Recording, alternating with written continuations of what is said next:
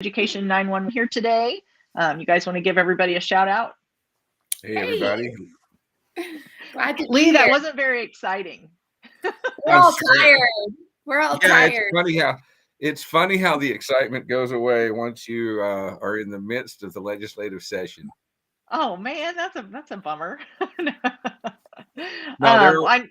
There are things moving ahead, though. The parental participation in threat assessment bill passed out of committee this past week. Oh, that's awesome. Tell us why that bill matters. You know, if your kid is identified as potentially, what's the bill number? I do not recall. I would have to actually go online and look it up. You go ahead and talk and I'll look it up. Oh, perfect. So if your child is identified as potentially being a threat, all sorts of things can take place, including mental health screenings, suicide screenings, things like that. Your kid can say things that actually could cause them to get locked up in a psychiatric hospital, cause child protective services involvement, things like that. Parents have to be involved from the get-go so that they can guide their student, their kid through this process. Mm-hmm. Can you give us some examples of some things that have happened because parents weren't able to be involved? Sure. And not on threat assessment specifically, but on screeners, yes. We had a case where a parents actually consented for their child to participate in a screening program at their school. And the first time she was screened, no problem. Second time, she answered every question in the worst possible way. And so the team decided she needed to be put in a psych hospital. And the parents wanted a second opinion. And about 45 days or so after they had recommended that she go to a psych hospital, Child Protective Services showed up at the school. They took this family's daughter to Austin State Hospital, and she was there for months. She was restrained. She was drugged. And it was hard getting that child back home. That's terrible. The bill is HB 473. That's right. By Hull. So anytime somebody's going to question your kid, you need to be involved, and you need to be able to vote with your feet to get out of that process if you need to. Yeah. And the fact we've talked about this. Go ahead, Kristen. Oh, well, I'm going to say we've talked about this a lot. How everyone by now probably knows sexual education, and we use a variety of tools to do evaluations, and we use surveys, and surveys can give us really good information but they're very difficult to fill out even for adults, and we really look at them with a very critical lens, and we are consistencies, and so when we're using these similar kind of tools in schools with, surveys of children, they're not with a variety of other instruments that are being used at the time that would show us whether or not information is consistent. And so it's a very risky tool to be using. And a child can fill this out, and from one day to the next, it will look very different because the mood is going to fluctuate from one day to the next too. And so they may one day that might sound alarming in or survey. And if we don't have other information to give it, or if we don't have other tools to evaluate, we don't know it, or how really valid is the word we want to use here, that survey is. So to see that, to hear that, and that this child from her parents, because CPS got involved, and CPS will get involved in a lot of cases where parents are being responsible and all they want is a second opinion or a third opinion. I'm a parent that will go and get 3 opinions before I choose a surgeon who's going to operate on my child. That's being a responsible parent. So it is. Yeah, so I'm so glad to hear that this bill is getting traction, and we need to rally behind it, make sure it passes. That's And right. I was going to say, when we were there testifying, Lee, there was the opposition, and I guess I wouldn't say they were against the bill. They were against the parental involvement, depending on at what point they had to notify the parent and at whether or not they had to wait for the parent to show up. And that in itself is disturbing, unless there's just an extreme situation that's going on. Can you give us an example of, like, why does the opposition worry about parental involvement? Why is our involvement what they see as a threat to the process? I would only be guessing, but in our view, there is no screener that is an emergency. If it's an emergency situation, the emergency is getting that child to a safe place where you can take care of them until their parents get there.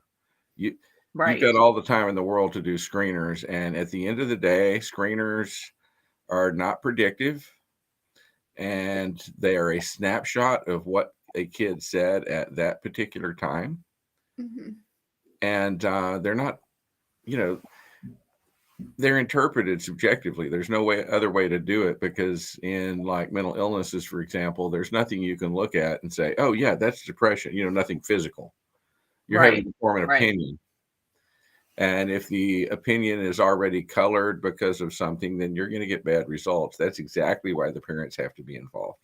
Mm-hmm. And Exactly. unfortunately, the Texas Association of School Boards and the Texas School Safety Center put out a paper on implementing these things, and their position was that there is no specific parental consent required for these screeners.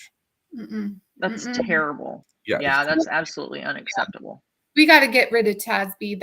This session has been so interesting. All of the evidence or just things that are coming out about TASB, it's coming out just very organically in a variety of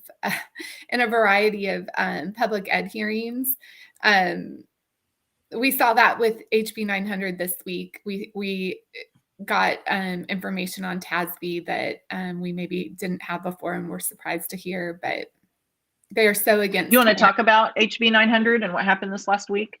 Yes, I would love to. So for those of you who maybe don't remember, HB 900 is the Reader Act, and this is a bill by Representative Jared Patterson that would require standards, mandated standards for our school libraries with regard to collection and development. And we need this because school districts understand standards and prohibition of certain things.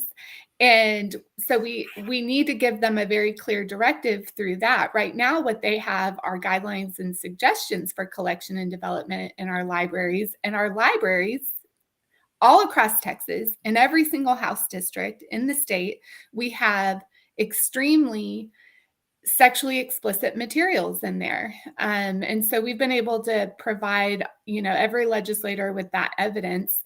And so HB 900 was heard last Tuesday, and there were over 100 people there who registered to speak. I think about 80 people ended up making it. Because it went very late. I think we started around 7 and it went until just after midnight or just before midnight. And overwhelmingly, the people who were there to testify were in support. And so that was wonderful. I mean, we just had so many parents and grandparents come out in support of the bill. And then we had some other people too who registered support while they were there, who were young Republicans. The young Republicans, some of them, they're not married or have children yet, but they support this bill as well. And what was really neat is that we had a call to action out for people to submit their written public comment, which becomes your written testimony, and it becomes part of the public record. And the House does that. The Senate does not allow that, but the House does that. Well, we have, I think I heard it was 380 pages of written. Wow. 380 pages, thousands of people, because the page has, maybe, I don't know, like 10, 12, it has a lot, depending on how long the testimony was, but overwhelmingly Wow. supportive of the bill in the written testimony. And so we were just overjoyed with the results of that. And then we had some interesting, Representative Talarico, he was mentioning the book Lonesome Dove. That's his favorite book, apparently, and how that was at risk of being removed from Texas schools if this bill passes. And so we were trying to evaluate whether or not it would meet that standard of sexually explicit. And I've read through all of the risque passages, and I don't think it would meet that standard. I think it might meet the standard of sexually relevant materials, which is another thing that we like about his bill, because it also requires labeling of sexually relevant materials. So sexually out in the library, these are books leave nothing to the imagination. They're extremely graphic. They don't belong in Texas schools, period.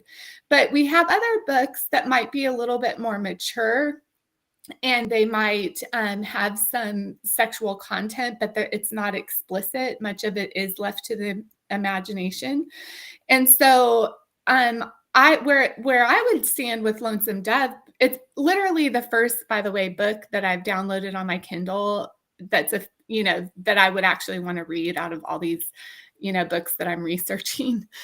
But but this one, I think there's nothing wrong with requiring parental permission on this book, because it does have mature content in it, Yeah. And so why not make sure a parent understands that this book has mature content, require permission, and then that way the parent can decide if their child is ready to read a book like that or not. Well, and we do the same thing with gaming. I have boys and they love their Xbox, and all of the games are rated based on their content. Same thing for movie theater. I mean, we have done this for decades, and to think that we wouldn't do it inside of a school because we're supposed to trust the librarian's judgment, or we're supposed to trust the school district to decide for our child, that's just beyond inappropriate. And so I love all those aspects of his bill. Now, did that bill pass out of committee like Lee was talking about with the threat assessment bill, or is it still waiting in committee for a vote? Yeah, it's still waiting in committee for a vote, and but we do expect that it will pass out of committee. It has bipartisan support, and so we're so excited about that. Representative Theory actually is a Democrat out of Houston. This morning, she's tweeting about all of this. So if you're watching and you're on Twitter, if you go to my Twitter account, which is the daughter 17, I think, but you'll see it. So we want to support her because she's coming out very strongly against the sexually explicit materials. I just want to say one more thing to you, because you mentioned it. What the opposition was there wasn't, there was opposition, but they were overwhelmed by the people that were there to support it. And they were repeating the same talking point. We can trust the librarians. The librarians are the experts. They have master's degrees. It doesn't take a master's degree to know that this stuff doesn't belong in front of children. But so now in the Filthy Book campaign, which every day, Texas legislators, I'm sending them one filthy book a day.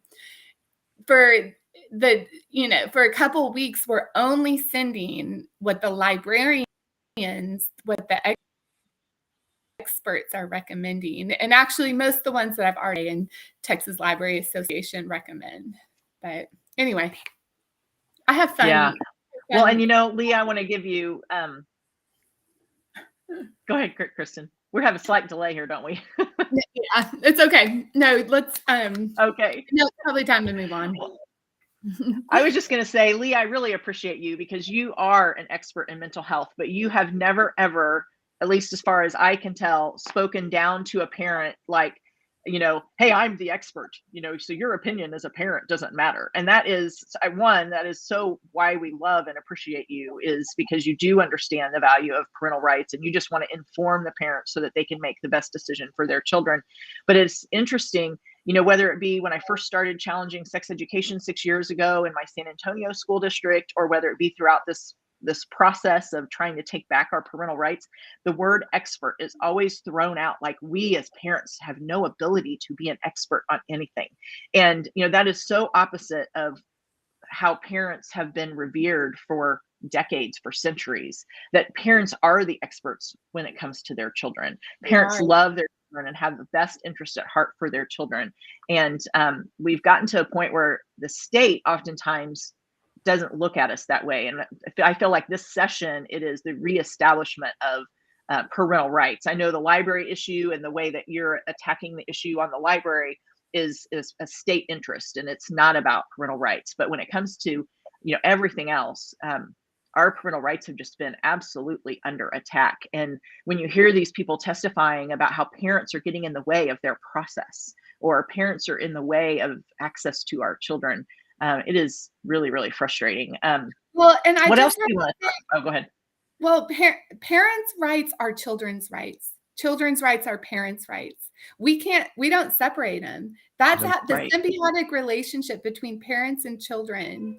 It is sacred. It's sacred. But that's why parents' rights are children's rights. There is no one better on this earth than a parent at protecting their child. It is a parent who's going to step in front of a bus to save that child, not an expert. No, not exactly. No, and guess what? I want to say I have a master's degree too in education. So I'm an expert, I guess, in my field in special education. But it is almost embarrassing at this point to say that I have a master's degree and associate those people. First and foremost, I'm a mom and I'm an expert. That's right. My children. That's exactly right. And I don't call myself an expert in mental health. If I have any expertise, it's because working on the ground for 26 years on issues of human rights and mental health, 26 years worth of committee hearings, firefights, cases. And that's no different, like parents are the experts on their child. They're with their child, other than school, they're with their child. And they know their child, they know their child's habits, they know their child's idiosyncrasies. And, I think a good illustration of parents versus others is when you have to care for somebody else's kids and you're not used to their quirks. A decent person's going to be patient because we understand their kids, but it's not the same as your kid. You're used to your kid. Right. Yeah. When they were redoing the social studies, or trying to do the redo of the social studies TEKS last year, and luckily, the grassroots were able to stop that. It was interesting when I was listening to that testimony, there were all of these young, like, I'm guessing 22, 23, 24-year-old children, effectively, or young adults, calling themselves experts. And they were even using more flowery words than that. And I just realized, if you have to call yourself an expert, you probably are not.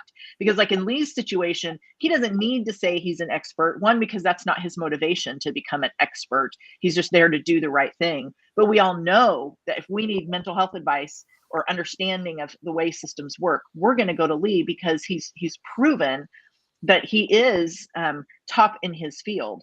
Just like, Michael Jordan didn't need to wear, a jersey that said expert, basketball player on the front of it. You could just see by the way he played that he was, And so I just think it's interesting how, especially in this age of the influencer, where people can just kind of call themselves whatever they want. And I think the term expert is, for me, getting a bad name.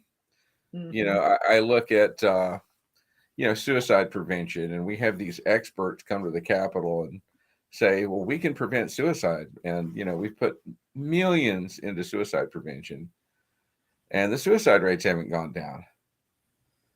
To me, an expert is somebody who can get things done. And if you can't get things done, you're not an expert. Well, I think what is that the experts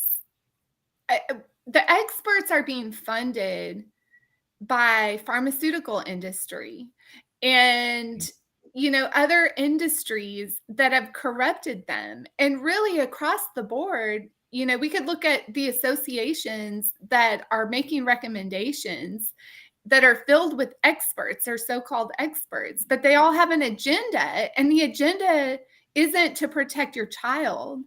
There's a political agenda, there's a financial agenda. It's not to protect your child. Their interest is not with your child. A parent's sole interest is their child or children.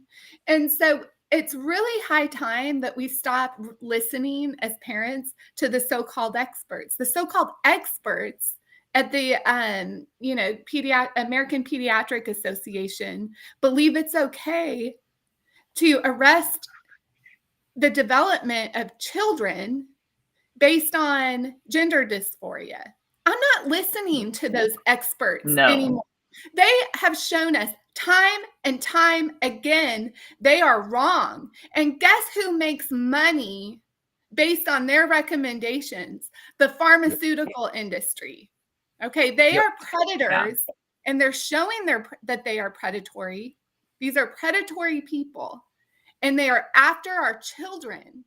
And parents need to start trusting that instinct that is God-given to protect their kids and have more confidence in that than in the experts, because the experts have been leading us astray for decades now.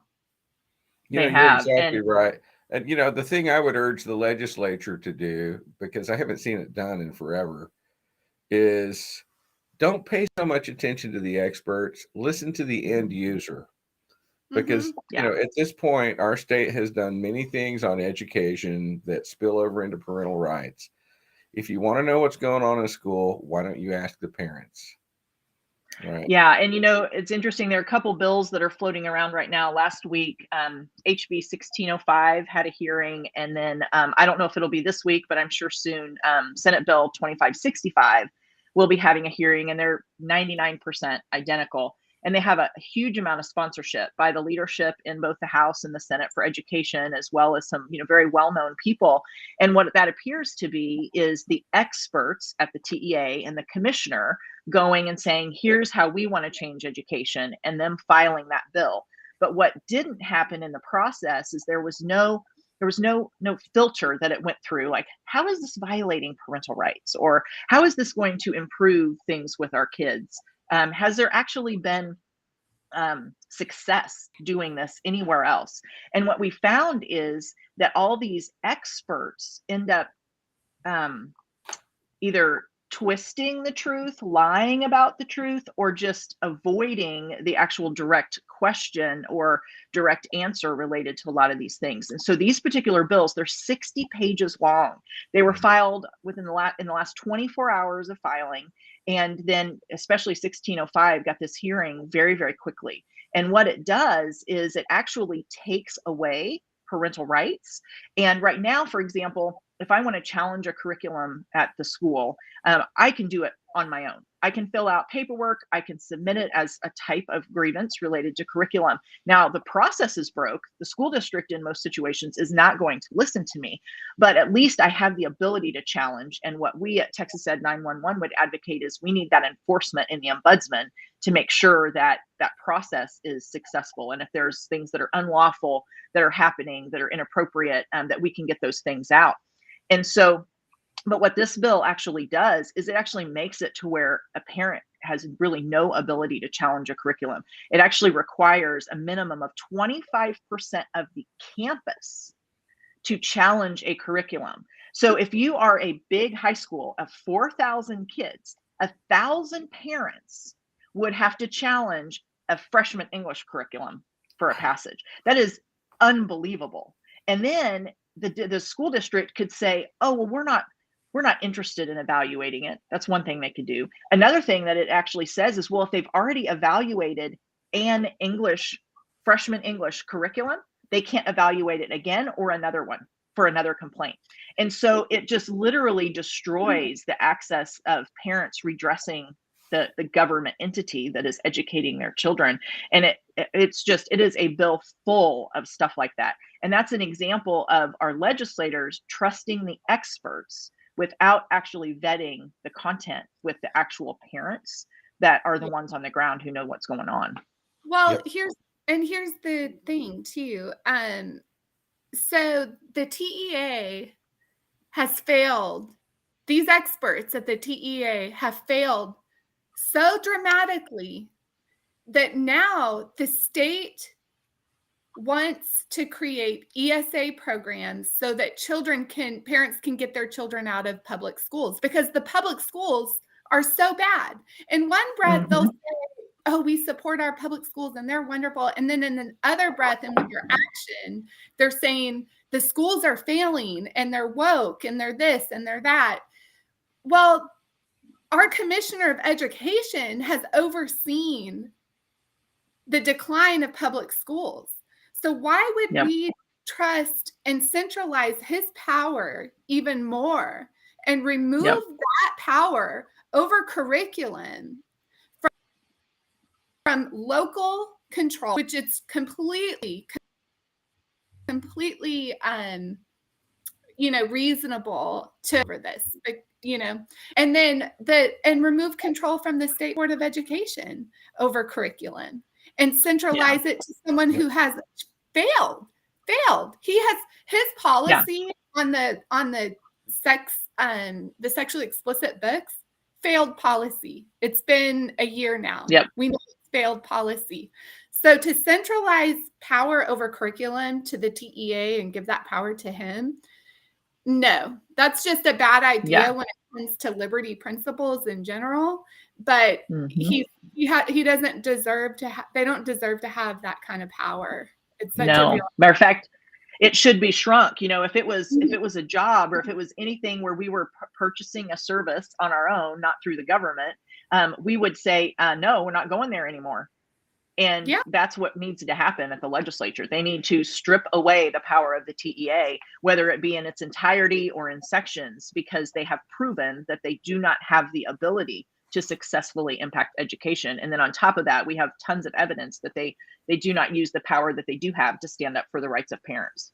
And so we need a lot of help in that regard. Well, we only have 1 minute left. Any closing comments from either of you? I have one. What the heck?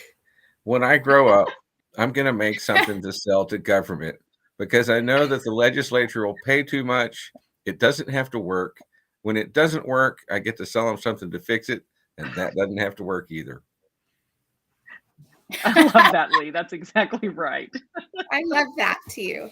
Well, if I could say one thing really quickly, we have a bill coming up on Tuesday tomorrow that's being heard. It's House Bill 1507 by Representative Ken King, and this would prohibit celebrations around human sexuality in schools. And it's a really good bill. And so I'm going to be sending out action alerts today. And I know you'll probably share them, Melissa, but we need people to definitely support this bill and rally behind it. Yeah, we do. And there are actually some good bills in the House Education Committee on Tuesday. And so there are some, that's one of the many bills to support this Tuesday. And so we'll be sending our action alerts out as well and sharing yours. And so thank you guys so much. We really appreciate you taking the time on a Monday morning. And Christin, I know you'll be traveling later today. So you guys be safe and enjoy your time at the Capitol. And for everybody that's watching and everybody who's responding to these action alerts and doing what you know is right in your heart when it comes to these things, just know that it really does matter. Just like Kristin's example of when we flood them with what's really going on and how to protect us and what our opinions are, I do believe they are listening. And so we need to just continue to do that. Don't tire of that. Don't think, oh, I don't need to do this one. Just continue to stay in the fight. We have a little less than right at 2 months, I guess, left, and they need to hear from us, and we can't let up. So you guys have a great day. Thanks so much for joining us. Thank you. Thank you.